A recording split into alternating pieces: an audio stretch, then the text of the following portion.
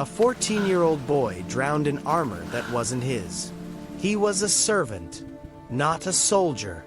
He carried no sword, wore no chainmail, just a rough tunic with Habsburg colors stitched across his chest. Someone else's colors. Someone else's war. When the first boulder came down the mountainside, he didn't understand what was happening. None of them did. One moment, the column was marching, singing, even. The next, the world turned to screaming horses and the wet crunch of stone meeting bone. He tried to run, but there was nowhere to go. Ahead, men and horses collapsed into each other, blocking the narrow road. Behind him, the column kept pressing forward. Soldiers in the rear still didn't know death was waiting at the front. To his right, the mountain slope rose too steep to climb. To his left, the Adjura Sea waited. Cold, deep, patient. The halberd caught him in the stomach before he could decide. It wasn't a warrior's blow. The man who struck him didn't even look at his face, just swung and moved on to the next target.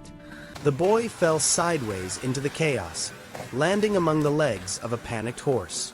He made a sound, not quite a scream, closer to surprise. As if even in that final moment, his mind couldn't accept that this was happening, that this was how it ended. The battle rolled over him, hooves and boots, blood and mud. Within minutes, his body would be pushed toward the water, joining hundreds of others. No chronicle would record his name. No monument would mark where he fell. He was just another corpse in the lake. Another piece of evidence that would sink before anyone could ask uncomfortable questions. This is the part of Morgarten they don't teach in Swiss schools. They teach the glory, the triumph. Mountain peasants rising up against imperial tyranny. David slaying Goliath with nothing but courage and terrain. The founding moment of a free nation. It's a good story. Clean. Heroic. Easy to put on monuments and postage stamps. It's also a lie. Not entirely. The Swiss did win. They did fight for their independence. But what happened on that narrow road between lake and mountain on November 15, 1315, wasn't a battle. It was a calculated massacre. Desperate defense became systematic killing. Preparation became premeditation. And the men Swiss children now celebrate as founding heroes? For one November morning, they became something else entirely. They became executioners. The chronicles don't mention the boy in the servant's tunic. They don't mention the knights who threw down their swords and raised empty hands, begging for the mercy that ransomed prisoners traditionally received. They don't mention what happened to those men anyway. They don't mention the drownings, the finishing of the wounded, the laughter at the water's edge. Because here's the truth no founding myth can survive. The perfect ambush is indistinguishable from murder. When you trap 2,000 men in a place where they cannot surrender, cannot retreat, cannot receive quarter, when you design every element to maximize death and minimize survival, you haven't won a battle. You've committed a war crime. And then you've built a country on top of it. To understand what really happened at Morgarten, you need to forget everything you think you know about medieval warfare. Forget the songs about noble knights and honorable combat.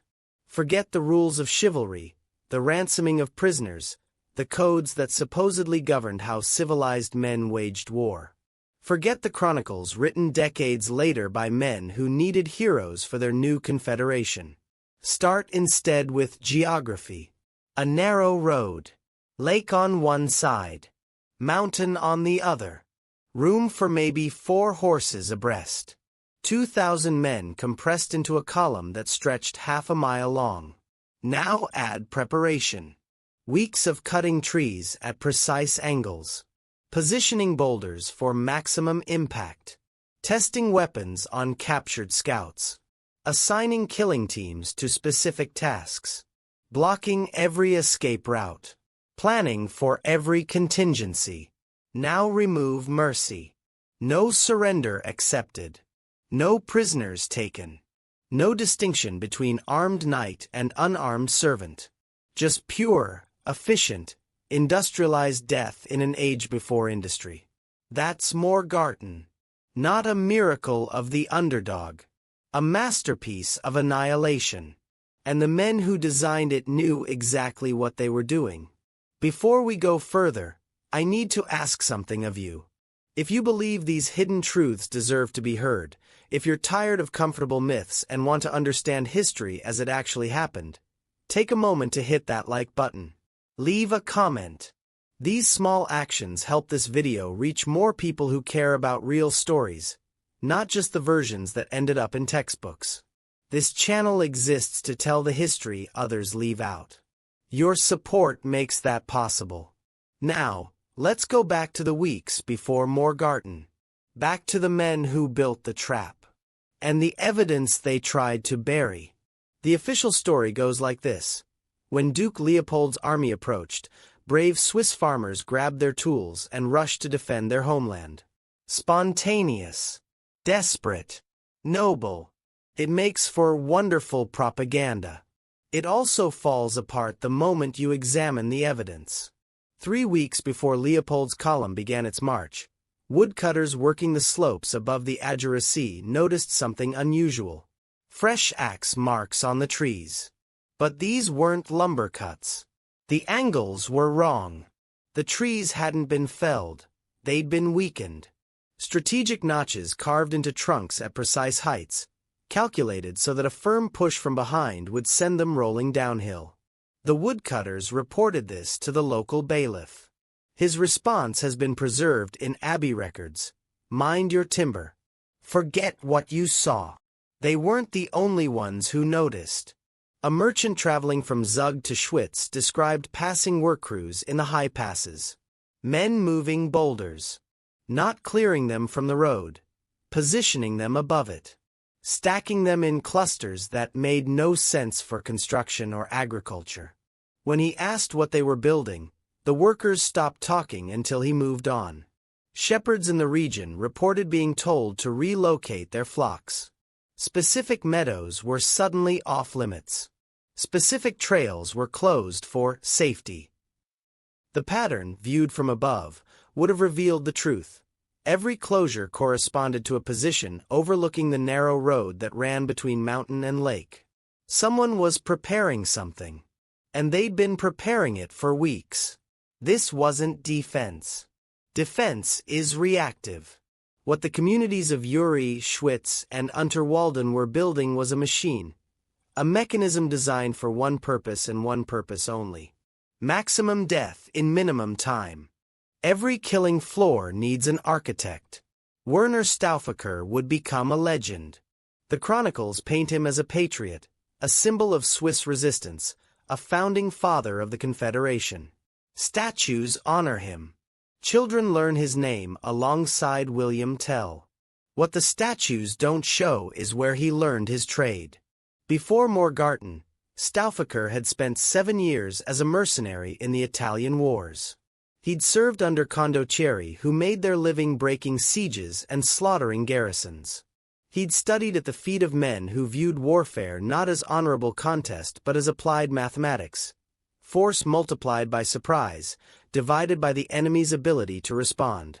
He'd seen what happened when you trapped men in confined spaces. He'd learned how panic spreads through a column. He'd watched armored knights drown in shallow rivers because no one taught nobles how to swim. When Stauffacher returned to Schwitz, he brought this knowledge with him. And when Habsburg aggression forced the 3 valleys to consider resistance, he saw what others missed. The road along the Agerisee wasn't a defensive position. It was a kill zone waiting to be activated. No quarter, he told his lieutenants during planning sessions.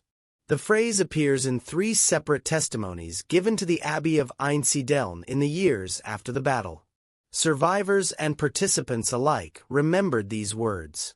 No quarter until they're in the water. Not hold the line. Not defend the valley. Not repel the invaders. No quarter. No mercy. No survivors if they could help it. One of his lieutenants, a man named Conrad who would die at Sempak decades later, reportedly asked what they should do with prisoners. Stauffacher's answer, "What prisoners?" The question was never raised again. In the weeks that followed, Stauffacher walked the kill zone dozens of times. He measured sight lines. He calculated how long it would take a column of 2,000 to fully enter the trap.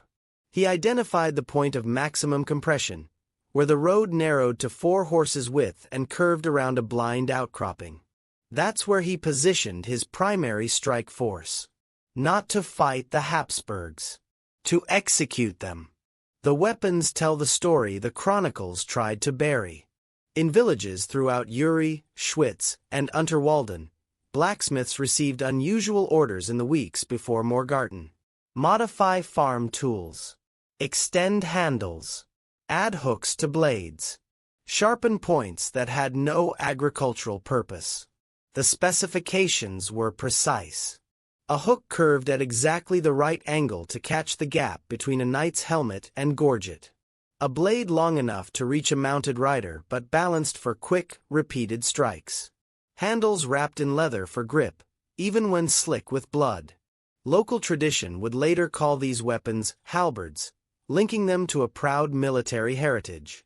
But the men who forged them had a different name. Knight hooks. The function was in the title. These weren't weapons for battle.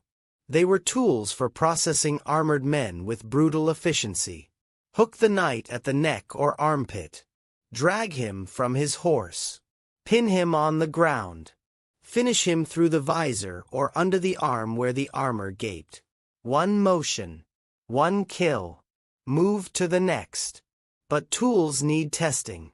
Heinrich von Hunenberg, a minor Habsburg noble who would switch allegiances after Morgarten, later testified to what he'd witnessed. His account, preserved in Vatican archives, was sealed for 6 centuries. They took scouts from the roads in the days before the Duke's March. 3 that I know of, perhaps more. They used these men to practice. To learn how long it took to pull a man from horseback. To find where the armor failed. To perfect the killing stroke. The scouts were buried in the forest. No graves marked. No prayers said. Heinrich's testimony continued. They wanted to know how long a man in armor could survive underwater. How many strikes it took to crack a helmet. They approached this as craftsmen perfecting their craft. Without hatred. Without rage. Just focus. When Swiss authorities discovered this testimony centuries later, they quietly returned it to the Vatican. Some truths are incompatible with national identity. The knight hooks remained, though. Some are still displayed in local museums, their descriptions scrubbed of context. Traditional Swiss weapons, the plaques read. Used in the defense of the homeland. Defense. One man cannot build a massacre. It takes a community. Every village in the 3 valleys contributed to what was coming. Men to wield the knight hooks. Boys to serve as spotters and messengers. Women to prepare food for fighters who would spend days in position. Elders to provide knowledge of terrain, weather patterns, the precise timing of November's early darkness. This wasn't a militia forming in haste. It was collective premeditation on a scale that should have been impossible for scattered alpine communities. And yet, the evidence was always there, hidden in plain sight beneath heroic language. When later chronicles praised the Swiss for excellent preparation, they meant weeks of calculated murder planning. When they celebrated unity of purpose, they meant 3 valleys agreeing to abandon every rule of civilized warfare. When they honored knowledge of terrain, they meant turning God's own landscape into a weapon. Every element of the trap was assigned and rehearsed. Who would push the first boulders? Who would release the prepared logs? Who would descend to engage survivors? Who would block the retreat? Who would ensure nothing living reached the water's far shore? Even the timing was calculated. The attack would begin at 11 in the morning. Early enough that there would be hours of daylight to complete the killing. Late enough that the Habsburg column would be fully committed, compressed into the narrowest section, unable to deploy or retreat. Nothing was left to chance. And everyone knew what they were agreeing to. These weren't soldiers following orders. They were farmers and craftsmen, husbands and fathers, who looked at the plan laid before them and said yes. Yes to killing men who surrendered. Yes to finishing the wounded. Yes to drowning boys who'd committed no crime but serving the wrong master. They said yes because they believed they had no choice. Because Habsburg rule meant the end of their ancient freedoms. Because the alternative was submission. But understanding why they did it doesn't change what they did. 3 valleys chose to commit collective murder. And they did it with clear eyes and steady hands. Now all they needed was their prey. While the Swiss sharpened their hooks, Duke Leopold I of Austria was thinking about glory. He was 25 years old. Handsome.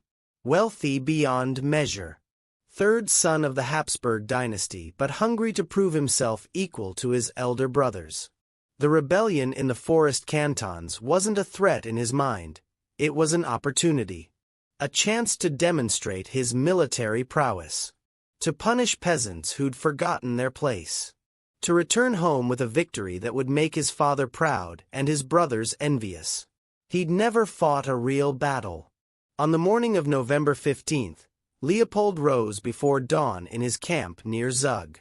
His servant, Martin of Brescia, would survive Morgarten through pure luck, sent back to retrieve forgotten maps just before the column entered the pass. Decades later, Martin still remembered his master's mood that morning.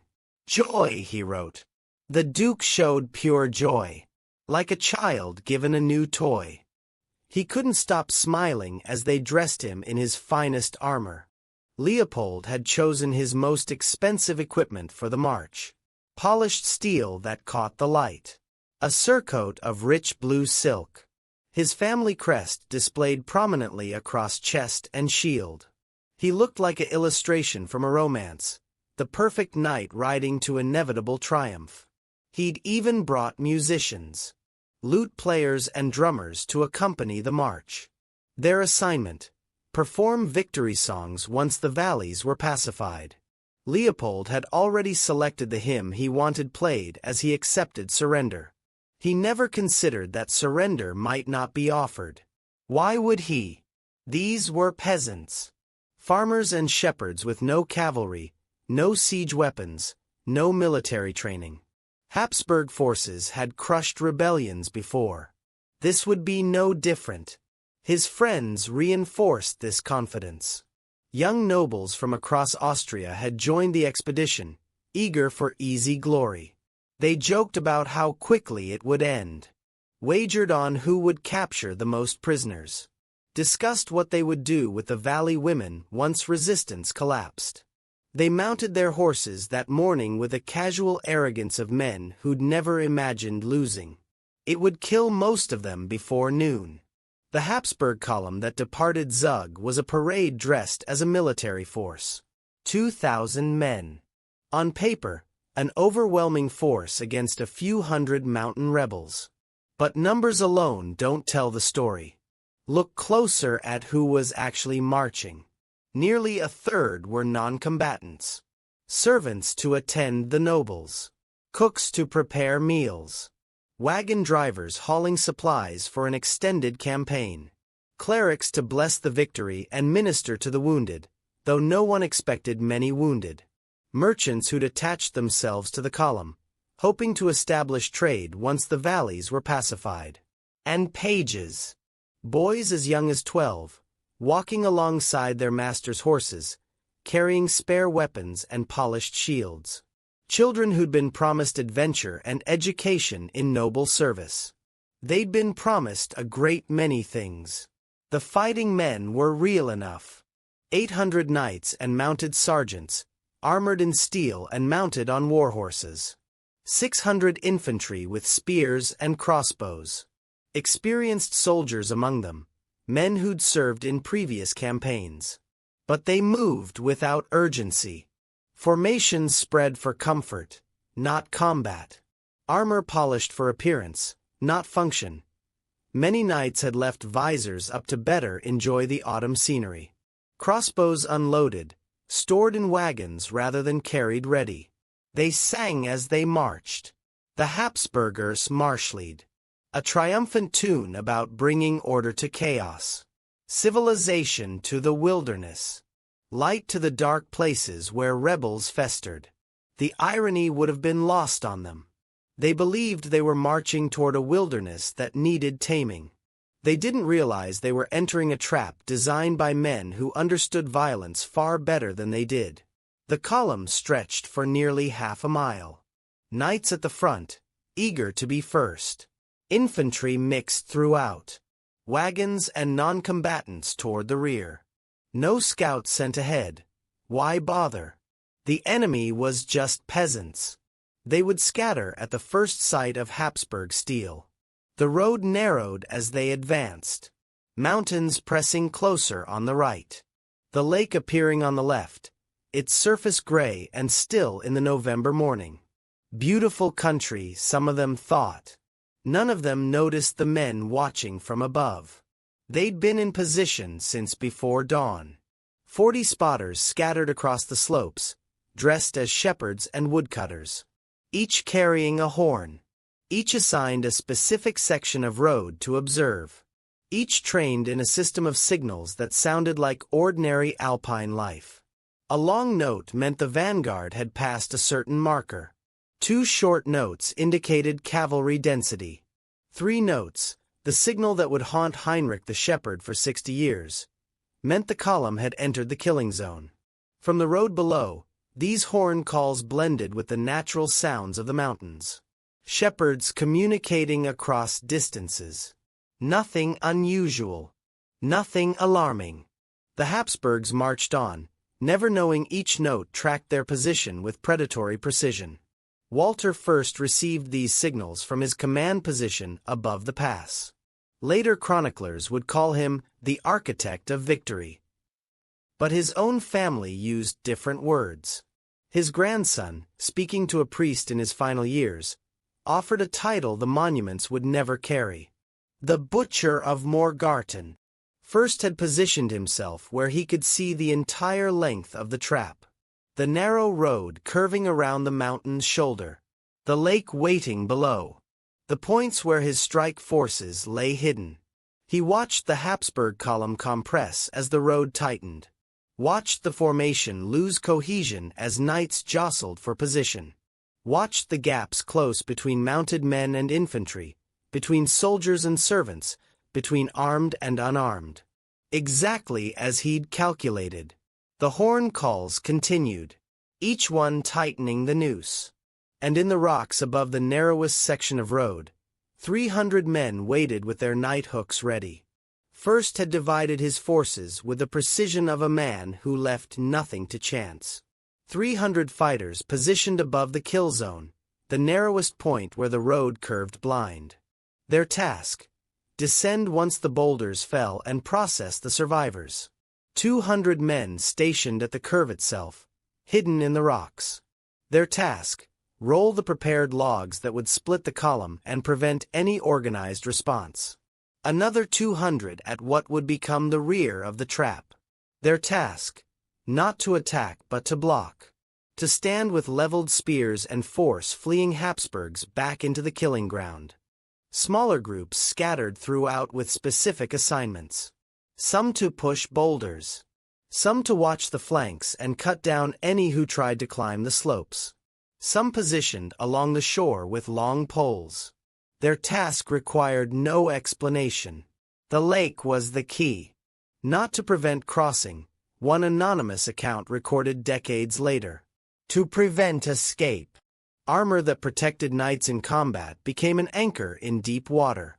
Even strong swimmers couldn't fight the physics of 60 pounds of steel pulling them under. But drowning isn't instant. Men would struggle to shore. They would find handholds on rocks. They would claw their way toward survival. Unless someone was there to push them back. The entire operation had been timed and measured. First knew exactly how long the Habsburg column would take to fully enter the zone. He knew the moment of maximum compression. He knew how long the killing would last if everything went according to plan. 3 hours. Maybe 4. That's how long it takes to process 2,000 men when you've removed every variable. If you've made it this far into this story, I need to ask you something. If you were a commander in this situation, outnumbered, outmatched in armor and horses, defending your homeland against a force that intended to crush your freedom, what would you have done differently? Would you have accepted any rules, any limits, any mercy? Or would you have done exactly what these men did? Leave your answer in the comments. I want to know where you draw the line. And if this story is changing how you see Morgarten, how you see founding myths and the violence that builds nations, hit that like button. Share this with someone who needs to hear what really happened. Now, back to November 15th. The column had fully entered the trap. The horns had sounded their final signal. And 300 men began to descend. The first boulder weighed more than a horse. It came down the slope at 11 in the morning, bouncing twice before slamming into the lead riders. The sound it made, stone against steel against bone, would haunt survivors for the rest of their lives. Then came the second boulder, the third, the fourth. The Habsburgs in the vanguard had no time to understand. One moment they were riding through a mountain pass, discussing dinner plans and easy victories. The next, the world above them came alive with death. Horses screamed. Men shouted. The column compressed as those behind pushed forward, not yet aware of what was happening ahead. Knights tried to wheel their mounts, to face the threat, but there was no threat to face. Just the mountain itself, vomiting stone. The boulders were only the beginning. From grooves carved weeks before, massive logs began their descent. Tree trunks the length of 3 men, stripped of branches, sliding down channels cut specifically to guide their path. They hit the column like battering rams, crushing men against each other, snapping the legs of war horses, creating chaos where order had existed moments before. A knight named Friedrich von Mels managed to draw his sword. He looked up the slope, searching for an enemy to fight. He saw men up there, dozens of them, but they weren't charging. They were just pushing, rolling more stones, releasing more logs, working with the calm efficiency of farmers clearing a field. Friedrich never found his enemy. The knight hook caught him under the arm before he understood they'd already descended. He was dead before he hit the ground. The mechanism had clicked into place. And it was functioning exactly as designed. The killing teams moved through the chaos like wolves through a scattered flock. They didn't fight. Fighting implies contest, resistance, the possibility of either side prevailing. What they did was closer to harvesting. 2 men working together, one with a hook to drag, one with a blade to finish. They targeted fallen knights first, the men struggling to rise in their heavy armor. A hook under the arm or around the neck. A sharp pull to expose the gap at the throat or armpit. A thrust. Move on. 20 seconds per kill. Maybe less. The Habsburgs tried to respond. Trained warriors. Many of them. They knew how to fight. But you cannot fight an avalanche. You cannot duel a mountainside. And you cannot organize a defense when the enemy is everywhere and nowhere, appearing from the rocks to strike and then vanishing before a counterattack can form. Konrad von Tillendorf was 23 years old. A minor noble from near Vienna, knighted just 2 years before. He'd trained his whole life for mounted combat, for the glorious clash of steel that the songs celebrated. When his horse went down, a log across its legs, Konrad reacted as he'd been taught. He freed himself from the saddle, drew his sword, and looked for his enemy. He found them. 3 men approaching with those strange hooked weapons. Peasant clothes. Farmers' builds. Nothing like the opponents he'd trained against. Conrad did what any knight would do. He lowered his sword, raised his left hand, palm open. The universal gesture. Surrender. Ransom. The civilized end to combat between men of honor. "I yield," he called out. "I am Conrad von Tillendorf. My family will pay." The halberd opened his throat before he finished the sentence. His killer didn't pause. Didn't look at his face. Just stepped over the body and moved toward the next target. There was no hatred in the movement. No rage. Just task completion. This is where Morgarten crossed the line that separates battle from atrocity. Surrender means nothing to men who've agreed in advance to take no prisoners. Honor is irrelevant when you've already decided that everyone in the kill zone will die. Conrad von Tillendorf died not because he was a threat, but because he was there. Because he wore the wrong colors. Because the men who killed him had made a collective decision that mercy was a luxury they couldn't afford. He wasn't alone.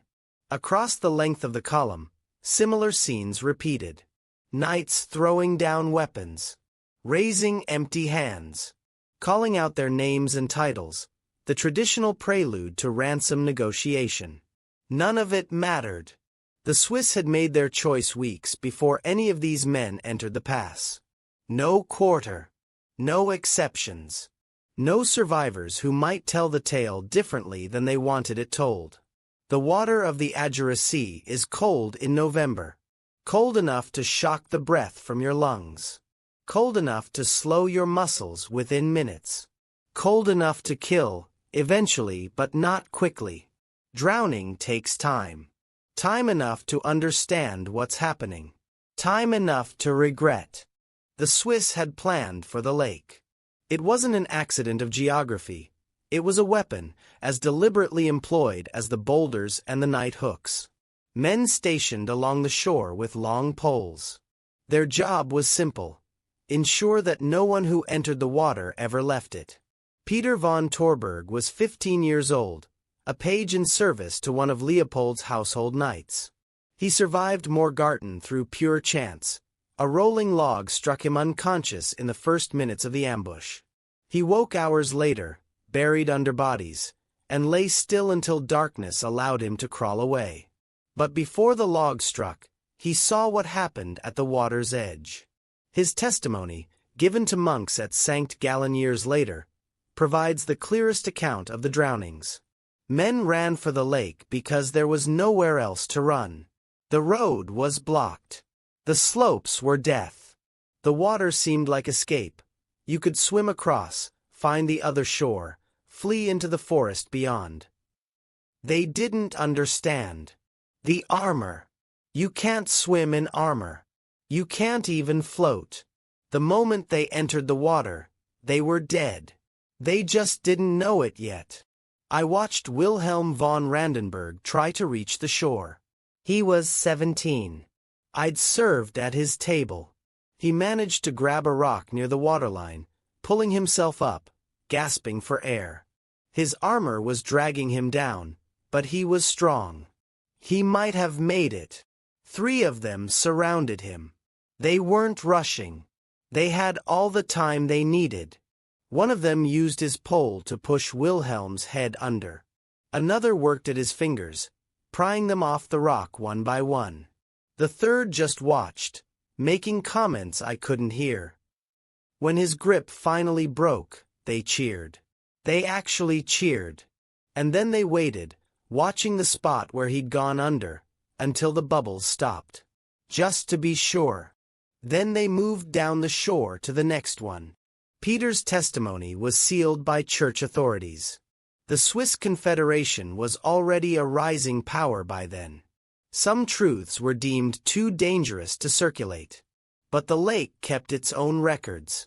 For centuries afterward, fishermen would occasionally pull up strange objects in their nets. Pieces of rusted metal. Fragments of bone.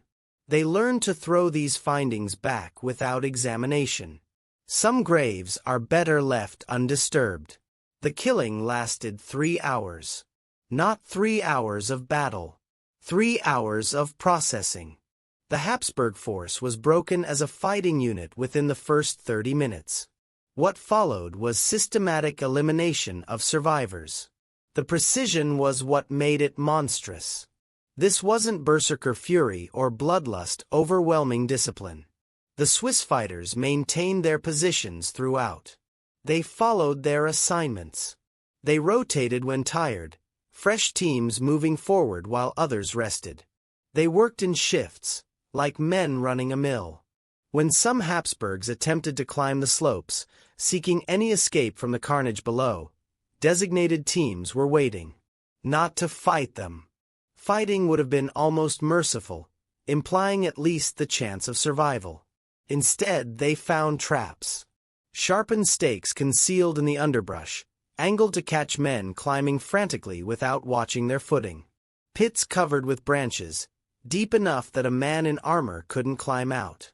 Those who avoided the stakes and pits found themselves herded into dead ends where killing teams waited with hooks ready. The rear guard of the Habsburg column heard the screams from ahead and tried the obvious response: retreat. Turn around. Get out of the pass before whatever was happening could reach them. Walter first had anticipated this. 200 men had circled behind the column during its march, moving through terrain they knew and the Habsburgs didn't. They emerged on the road behind the rear guard, blocking the path back to Zug. They didn't attack. They just stood there, spears leveled, an impassable wall. The message was clear. The only way out was forward. Forward, where the killing continued. Forward, where the lake waited. Forward, where their comrades were being processed with industrial efficiency. Some in the rear guard tried to break through anyway. They died on the spears. Others threw down their weapons, hoping surrender might mean something to these men who blocked the road. It didn't. The Habsburg force was compressed from both ends, squeezed into an ever smaller section of the pass. The physics were simple. More men in less space meant easier killing, meant fewer could run, meant those still fighting couldn't swing their weapons without hitting their own comrades. The Swiss had turned the entire pass into a machine, and they ran it until there was nothing left to process. Gottfried von Leiningen survived because he understood, faster than most, that survival meant abandoning everything. He was a Bavarian knight, 31 years old, serving in Leopold's army more for pay than conviction. When the boulders began to fall, his first instinct was to fight. When he saw what was actually happening, the efficiency, the systematic nature of the killing, his instincts changed. He stripped off his armor. It took precious minutes, fingers fumbling with straps while men died around him. Gauntlets first, then vambraces, then the chest plate that had cost him a year's income. He left it all in the mud, keeping only his padded undergarment. Then he ran for the lake, not to escape the ambush.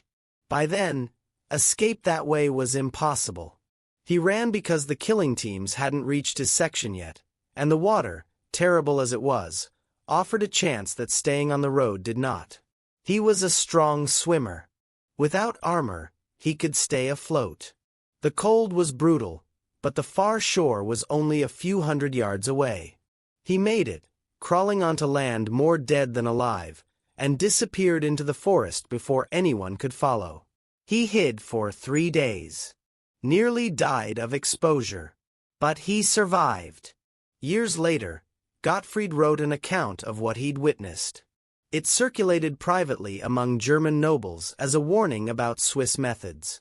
His description of the killing remains the most detailed we have from a Habsburg perspective. There was no passion in it. That's what I remember most. No hatred on their faces. No anger. They worked like men in a mill, grinding grain. One would hook a fallen knight and drag him to open ground.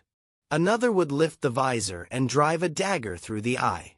A third would strip the body of valuables. Then they would move to the next, and the next, and the next, as if they had all winter to complete their task. I saw them checking bodies, walking among the fallen, looking for movement. Any man who still breathed received a blade. Any man who played dead was discovered. They knew the tricks, somehow. They found them all. The looting was thorough. Rings cut from fingers. Teeth with gold knocked out with rocks. They took everything. Armor, weapons, clothing.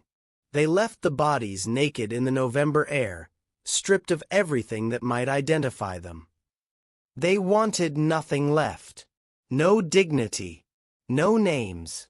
No proper burial. They wanted us erased. Gottfried returned to Bavaria and never fought again. He entered a monastery at 40, seeking absolution for sins he felt he'd witnessed rather than committed. His final words on Morgarten: "I've seen battles. I've seen massacres. I've never seen anything as cold as what happened in that pass. It wasn't war. It was slaughter administered with the precision of a tax collection. And the men who did it went home to their families afterward, as if they'd spent the day clearing rocks from a field.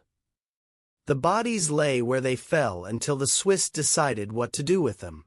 That decision would require its own kind of efficiency. By mid-afternoon, silence had returned to the pass. The screaming had stopped. The clash of weapons had faded. Even the horses had gone quiet. The few that survived stood trembling among the dead, too traumatized to move. The road between mountain and lake was carpeted with bodies. The water's surface was disturbed in dozens of places where men had drowned. Blood mixed with November mud until the ground itself seemed wounded. The Swiss had won. Now came the harder work, controlling what that victory would mean. Within hours, the cover-up began.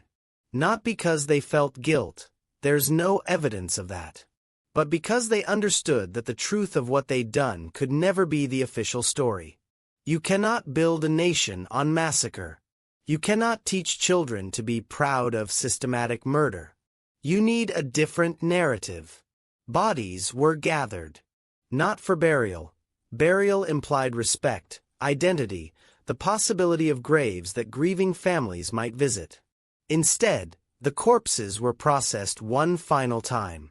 Hundreds went into the lake, weighted with their own armor, pushed into the deeper sections where they would sink and stay.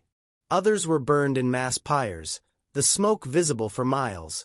But smoke tells no tales, and ashes hold no evidence. The prepared stakes were pulled up and destroyed. The killing pits were filled in. The grooves carved to guide the logs were disguised with fresh debris.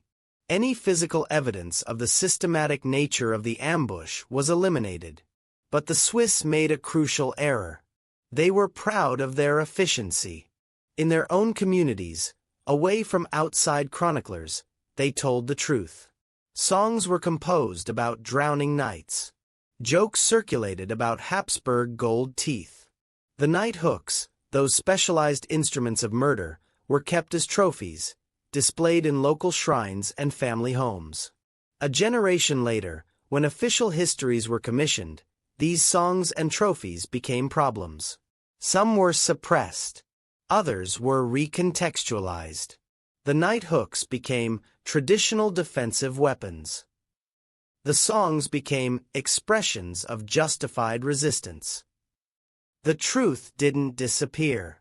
It just went underground, waiting in sealed testimonies and foreign archives, waiting in guilty confessions spoken to priests in dying hours, waiting in the dark water of the Ager Sea, where the dead kept their own counsel. 60 years after Morgarten, Heinrich der Hurt was dying. He lay in a monastery near Lucerne, an old man with an old weight on his soul. He'd been 13 years old in 1315. A shepherd boy given a simple task: watch for the Habsburg column and sound his horn when it entered the narrow place. 3 notes. That's all they'd asked of him. Brother Thomas of Einsiedeln recorded what Heinrich said in his final hours. The monk had the wisdom to hide the document. He knew the Confederation wouldn't want it to exist. It contradicted everything their identity was built upon. I watched from above. I could see everything from my high place. The column entering. The boulders falling. The killing teams descending. All of it. They didn't tell me what I was signaling. Just said blow the horn when the soldiers reach the marker. Just a boy watching sheep and playing music, they said. I didn't know I was marking men for slaughter. When it began, I couldn't look away. I saw them kill the wounded where they lay. I saw them push swimmers back from shore until they drowned. I saw them walking among the bodies, finishing anyone who still moved. But what I remember most was after. When the killing was done, they gathered in the road. 300 men standing among the dead. Blood on their clothes. Blood on their hands. And they prayed. They thanked God for their victory. They sang hymns right there, with corpses at their feet. As if heaven had blessed what they'd done. As if the Almighty himself had guided their hooks and sharpened their blades. That's when I understood. They felt no guilt because they felt no doubt. In their minds, they hadn't committed murder. They'd performed a holy act. Every drowned knight was an offering. Every cut throat was a prayer. I ran then. Left my sheep, left my horn, ran until I couldn't breathe. But I've been running ever since. In my dreams, I still hear them singing. Hymns in a charnel house. Praise to God in a field of dead boys. I've lived 60 years with this weight. How many died because a shepherd boy could blow a horn? 3 notes, that's all it took. But here's the worst of it, brother. The thing that damns me most. When I see what we've become, this proud confederation, this free Switzerland, I know it was worth it. Every corpse. Every murdered boy. Every night drowned like a rat in a barrel. It bought us freedom. It made us a nation. We built a country on a crime and prospered for it. God help me. I would blow that horn again. Heinrich died before morning. Brother Thomas sealed the confession and hid it behind the altar of his church, where it remained for 5 centuries. Some truths take that long to surface. Numbers tell their own story. Modern historians estimate between 1,500 and 2,000 Habsburg forces entered the pass at Morgarten that November morning. Fewer than 200 escaped alive. The Swiss losses, perhaps a dozen killed. Most of those from accidents, men struck by their own rolling boulders or fallen from the slopes during the descent. These aren't battle statistics. This is an execution ratio. Compare it to other medieval engagements. At Crécy in 1346, the English killed approximately 4,000 French, but from an army of over 30,000. At Agincourt in 1415, English longbowmen devastated the French nobility, but hundreds still survived to be ransomed. Even the bloodiest battles of the era saw survival rates of 20, 30, sometimes 40% among the defeated. At Morgarten, survival was less than 10%.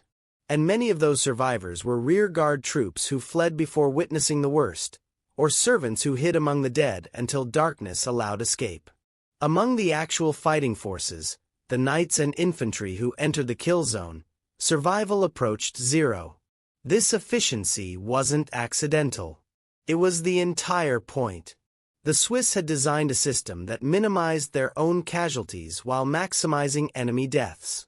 They had removed every variable that might have allowed survival. No escape routes, no possibility of surrender, no mercy once the mechanism began.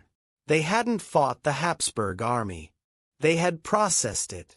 Morgarten didn't end when the killing stopped. The consequences rippled outward for centuries. The immediate reaction was terror.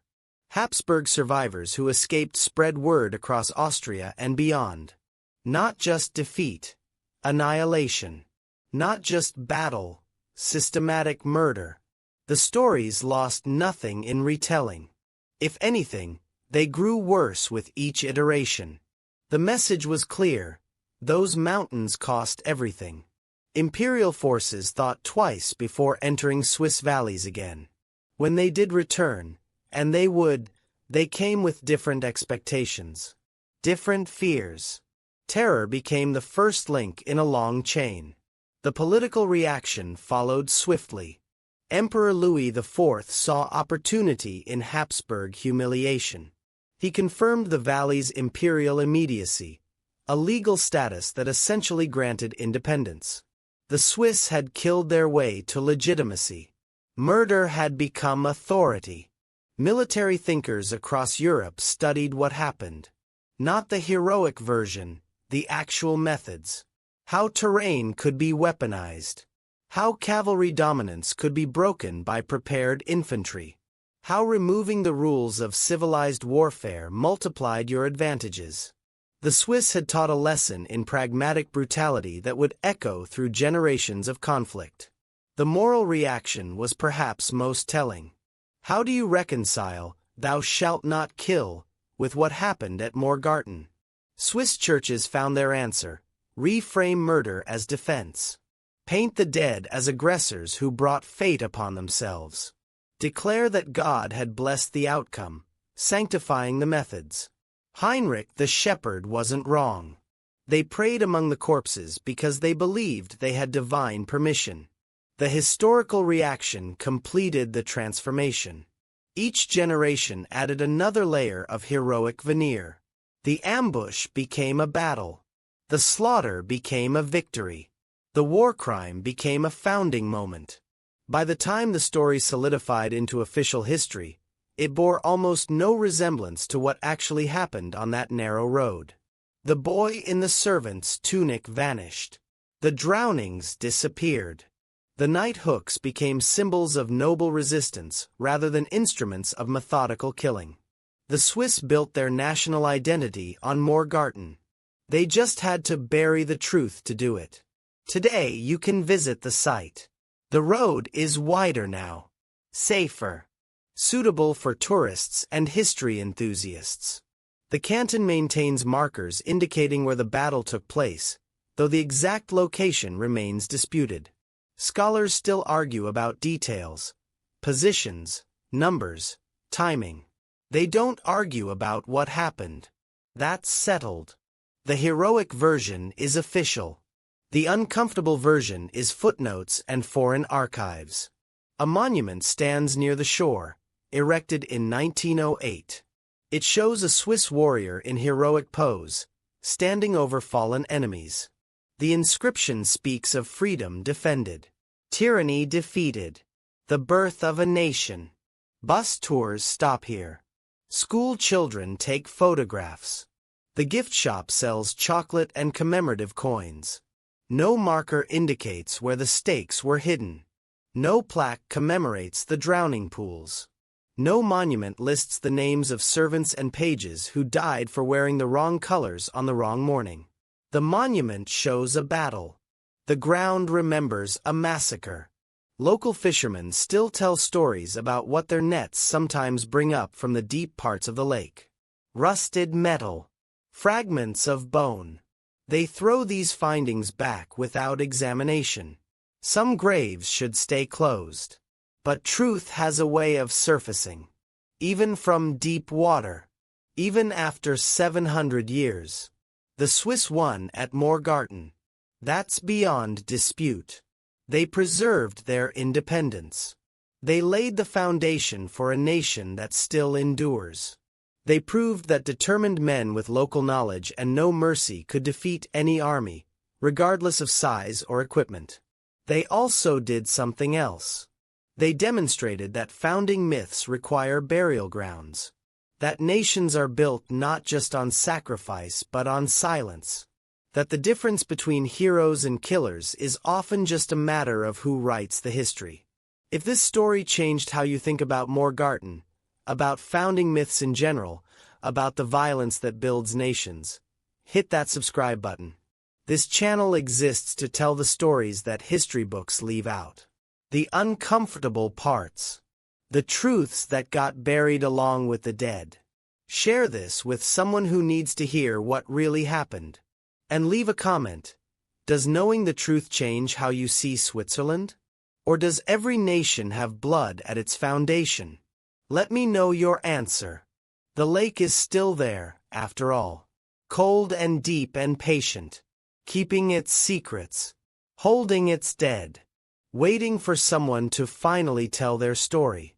We just did.